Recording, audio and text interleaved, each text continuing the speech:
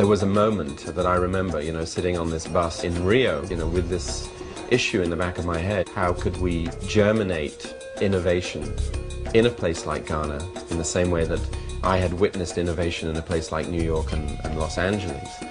And it just struck me that really all you need to do is to put the raw materials together. You need really to provide people with access to the services, the hardware, and the social environment, the ability to listen to what other people are saying and to have a debate about the role of technology.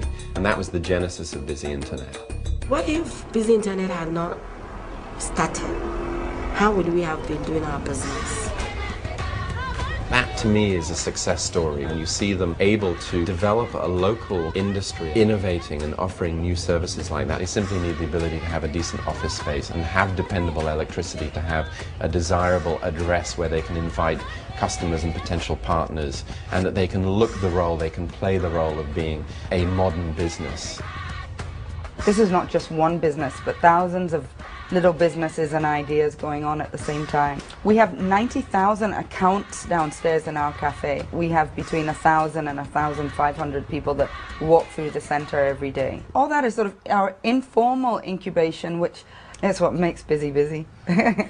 We've really developed two forms of incubation. Broad, shallow incubation, the social environment and the hardware and the facilities that we provide. But we've also been curious to explore a more traditional form of incubation, which I would call narrow and deep. Formally actually being hosted within our incubator over the 5 years, we've had over 25 companies that have been through BusyInternet and stayed here for different lengths of time. Prior to BusyInternet, it was very difficult. I mean, it's almost impossible to start a business here. Every step of the way, there is a problem. It is hard to find a place to call your office. You'll be asked to pay, they call the advance fee. On the average, it will be 3 years. We allow them to pay monthly rent. At Busy, we take that headache away. I went around looking for office space to rent. Morning. And the figures were just beyond my budget. This incubator program was really a lifesaver. Even if you are secure that a laptop will cost you 10 million cedis, that's over $1,000. And you need to buy it with cash. There's no credit systems here.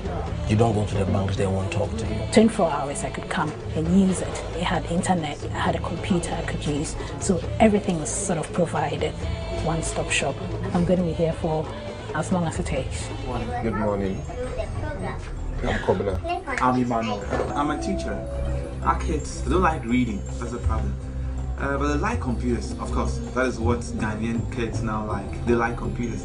School computer, it's interactive educational software for kids. What it does, it teaches the kids basic concept of what a computer is about. What is a software? What's the hardware? That sounds like a good idea. So that the kid can understand Ghanaian accent. The development of software was done with the seed money we won from the World Bank, organized by the Ministry of Private Sector.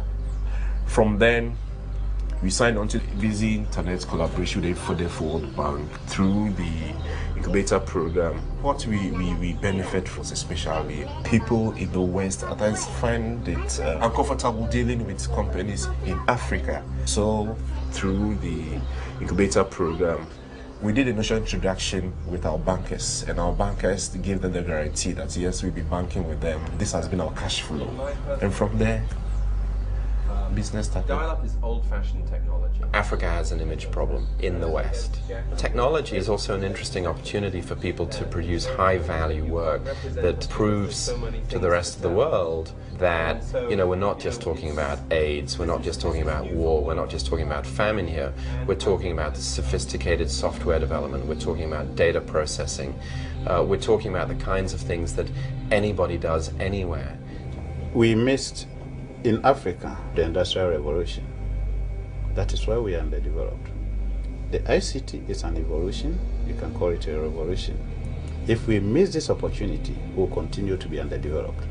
So our goal is to identify real projects that we think are feasible.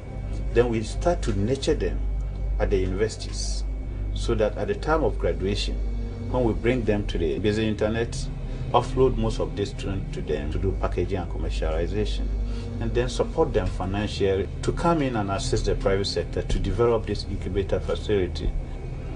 The ICT industry can only grow if we start to groom startup companies.